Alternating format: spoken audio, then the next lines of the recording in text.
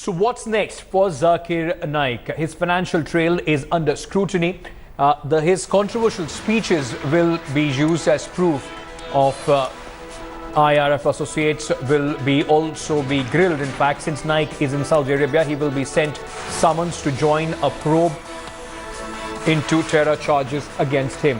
On an arrest warrant has already been, in fact, is likely to be issued against Naik if he fails to cooperate. And the last resort for the authorities can use is extradition.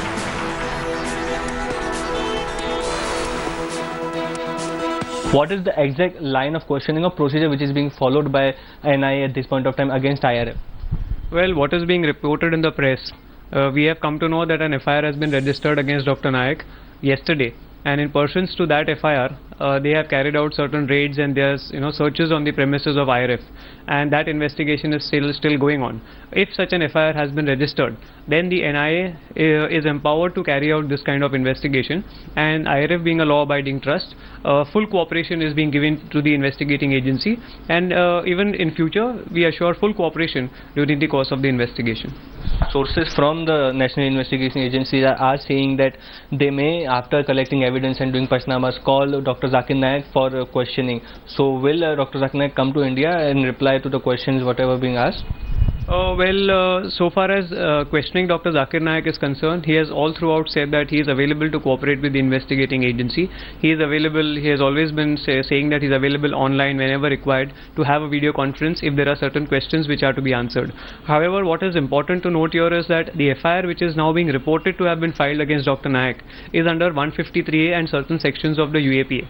It is very important to remember that in 2012, certain FIRs were registered by certain organizations against Dr. Naik under section 153A, saying that his speeches are provocative, and these FIRs the issue was taken up before the Supreme Court. We filed a writ petition in the Supreme Court, and the Supreme Court granted stay to the proceedings in all those FIRs, and the matter is still sub judice before the Supreme Court. Now this fresh FIR which is being registered or which is being reported to be registered is also under 153A. So the also has sections of unlawful activity, which is a stringent section compared to 153A of IPC. That's right. Now we are not aware what are the sections that have been invoked under UAPA, but it seems that the entire crux of the notification banning IRF and is on the basis of that of 153A, that his speeches are provocative and they are divisive. So if this is the basis for the FIR, then definitely there cannot be a fresh FIR on the same facts, and so therefore, since FIRs have already been registered against him in 2012, there could not have been a fresh FIR against him for the same offence. And it is very important to note that since 2012 till date, he has not delivered a single lecture or he has not made any speech which could be a cause of action for a fresh FIR. So therefore, the NIA would not be ideally having anything to ask Dr. Zakir Naik, because no further developments have taken place in the last couple of years since 2012 for which Dr. Zakir Naik's interrogation would be required.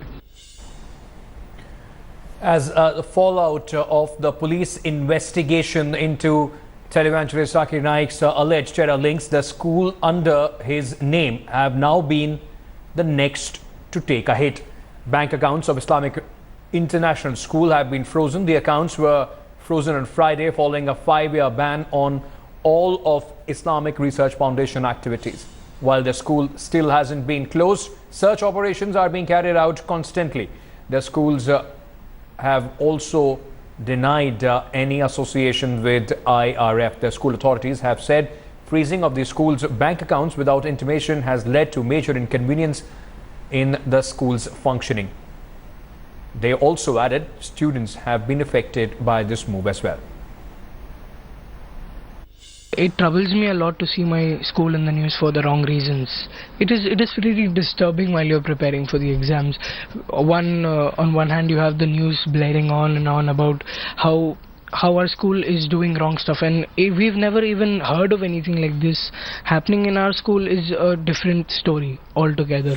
Actually, the current scenario, it's completely disturbing, and it's affecting our studies. It's very difficult to study for exams, and we are not able to focus on our studies. There's nothing wrong in studying in such a school. It teaches us good moral values and it gives us the best of education.